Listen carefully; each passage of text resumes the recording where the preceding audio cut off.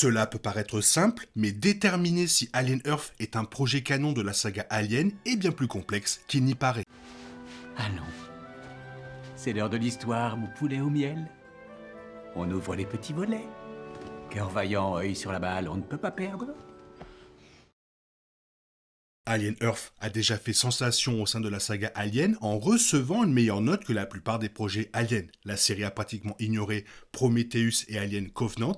Elle révèle des détails importants sur les xénomorphes et semble dévoiler une toute nouvelle facette d'Alien. Malgré tous les changements apportés au canon d'Alien, la série n'est peut-être pas canon, à proprement parler. Normalement, il est assez facile de déterminer si une histoire est ou non canon pour une saga importante. Ce n'est pas le cas d'Alien Earth. Les arguments vont dans le sens des deux camps, et de nombreux fans se demandent si tous ces changements apportés à l'histoire d'Alien sont là pour durer.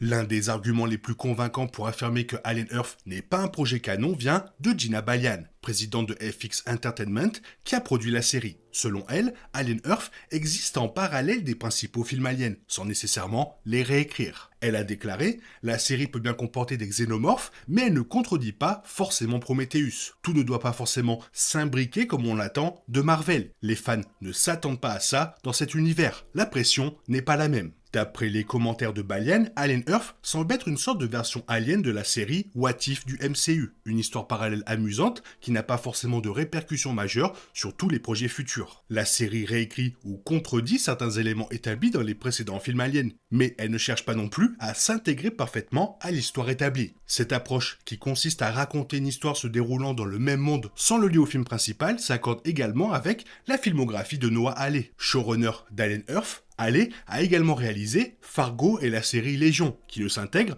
pas parfaitement à une saga. Fargo, par exemple, n'a aucun lien avec le film des frères Coen et est une anthologie basée sur le monde qu'il a créé. Comme la série Fargo, Alien Earth semble utiliser l'ambiance et l'esthétique d'Alien pour raconter sa propre histoire. De même, les événements d'Alien Earth ne doivent pas changer radicalement les films aliens, car ils ne sont pas, à proprement parler, canon. Il semble donc que la série soit au mieux très vaguement canon et au pire une histoire isolée de type « et si ». Mais cette interprétation pose problème. Noah Hawley avait précédemment déclaré que si Alien Earth était renouvelé pour plusieurs saisons, il aimerait représenter le moment où Weyland-Yutani a détourné le Nostromo, le vaisseau de Ripley dans le premier Alien, vers LV-426. Il a déclaré « Je ne sais pas encore, du début à la fin de la série, combien de temps va s'écouler ni où nous allons aboutir. Mais je sais qu'à un moment donné, la Weyland-Yutani Corporation va détourner le Nostromo vers cette planète. Nous aurons peut-être l'occasion de voir ce qui se passait de l'autre côté de la ligne. » Le projet de Hawley d'enquêter sur le côté Weyland-Yutani de l'Alien original remet en cause l'idée que Alien Earth ne cherche pas à être canon. Difficile d'imaginer un lien plus direct avec les principaux films aliens que d'expliquer pourquoi Weyland-Yutani a envoyé le Nostromo sur LV-426. Si la série représente effectivement ce moment, il est indéniable qu'elle est censée être considérée comme canon. Un lien aussi direct entre Alien Earth et Alien dissiperait toute idée que la série ne serait qu'une histoire secondaire déconnectée. Fargo et Légion n'ont après tout jamais tenté d'expliquer les éléments clés de leur saga. Le simple fait que Hawley envisage déjà de représenter le détournement du Nostromo indique qu'Alien Earth est paradoxalement canon. Compte tenu de ces deux points, il est très difficile de dire si la série est canon ou non. Il y a clairement une volonté de raconter une histoire distincte en s'appuyant sur l'ambiance et les visuels d'Alien, mais aussi une volonté de s'intégrer à l'univers plus large de la saga. Je pense que la meilleure façon de considérer Alien Earth est de la considérer comme un ajout Alien, et non comme un retcon. Je pense que, pour l'essentiel, Alien Earth est une histoire à part entière, qui a choisi de faire abstraction de certains points complexes qui l'auraient freiné. Par exemple, tenter de s'intégrer à l'histoire de Prometheus aurait considérablement limité la portée de l'histoire d'Alien Earth. C'est pourquoi je pense que toute modification ou retcon apportée par la série au canon de la saga devrait être ignorée, car considérée comme non canon. Cela dit, je pense que ce que Alien Earth ajoute à la saga est également précieux. Les compagnies d'Alien Earth, les nouvelles formes de vie extraterrestres, les hybrides des garçons perdus, les détails approfondis sur la physiologie des xénomorphes et bien d'autres choses sont fascinants et contribuent à enrichir certains aspects plus rares de l'histoire d'Alien. Je ne vois pas pourquoi ces ajouts à la saga, qui ne contredisent rien de ce qui a été établi auparavant, ne pourraient pas être considérés comme canon. C'est comme la relation des fans avec Star Wars Legends. Si une histoire de Legends contredit directement le canon actuel, comme la trilogie Dark Empire, il la considère généralement comme une histoire secondaire amusante, sans rapport avec la saga. Mais si une histoire de Legends s'intègre au canon Star Wars, les fans pensent qu'elle ajoute beaucoup de texture à la galaxie et explique des aspects que le canon n'a pas encore abordés. Donc, il la considère vaguement comme canon.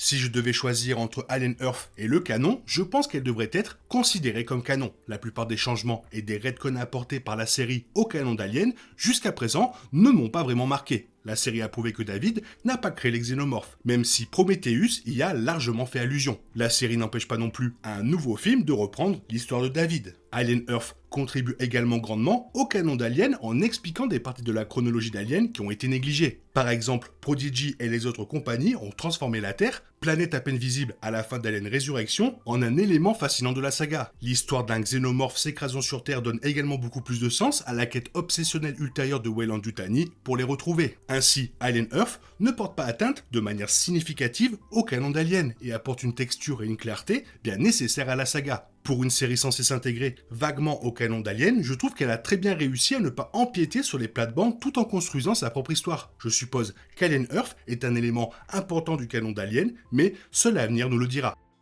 Alley encourage constamment les spectateurs à considérer Alien Earth comme une version plus concise et originale de la saga. Il est difficile de dire si Alien ou Aliens seront exclusivement concernés par les événements actuels. Alley estime notamment que se concentrer sur le lien entre la série et les films serait une expérience exaspérante pour les spectateurs, car la chronologie comporte trop de sauts temporels et de trous. Il veut simplement rendre hommage à l'un des plus grands films de science-fiction de tous les temps, et cela peut se produire lorsqu'il se libère de la contrainte et de la lourdeur des ajouts ultérieurs après la trilogie originale. Même pour les fans les plus expérimentés, l'approche de Alley semble justifiée, car l'attrait de la saga a toujours reposé sur l'idée d'une forme de vie parfaite. Le xénomorphe, façonné par des millions d'années d'évolution naturelle, incarne un rappel terrifiant que l'humanité n'est pas aussi unique qu'elle le croit. Ce concept est bien plus convaincant que l'idée qu'une créature aussi remarquable soit le simple fruit d'une intervention humaine. Réduire le xénomorphe à une arme biologique fabriquée, comme dans Prometheus et Covenant, dissipe le mystère et sape la peur primitive de l'inconnu que l'Alien original de 1979 avait si bien retranscrite. En renouant avec cette vision, Alien Earth préserve l'essence même de ce qui a rendu la saga si obsédante.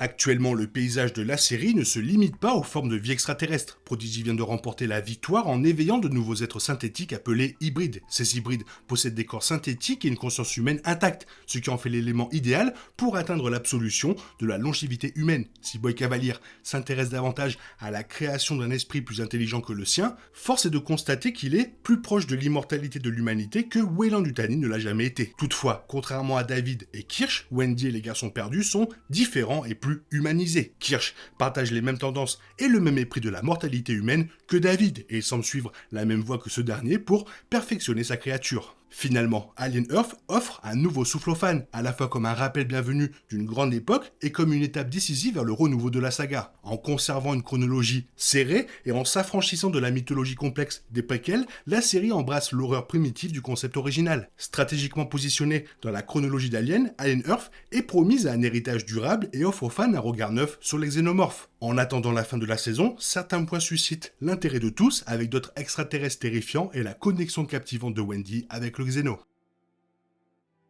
Ce n'est pas si simple que ça de savoir si cette série est canon ou pas, avec les déclarations, la série elle-même, etc., etc. Ça fait deux camps bien différents. Le plus important, c'est de savoir, toi, qu'est-ce que tu en penses? Fais-moi part de ton avis dans la zone commentaire, sinon comme d'habitude, bisous bisous, bye bye, bye bye. Il est impossible de compter sur les autres de nos jours, on est obligé de tout faire soi-même. Je me trompe? Rien de grave, j'avais tout prévu. Où va le monde, je vous le demande.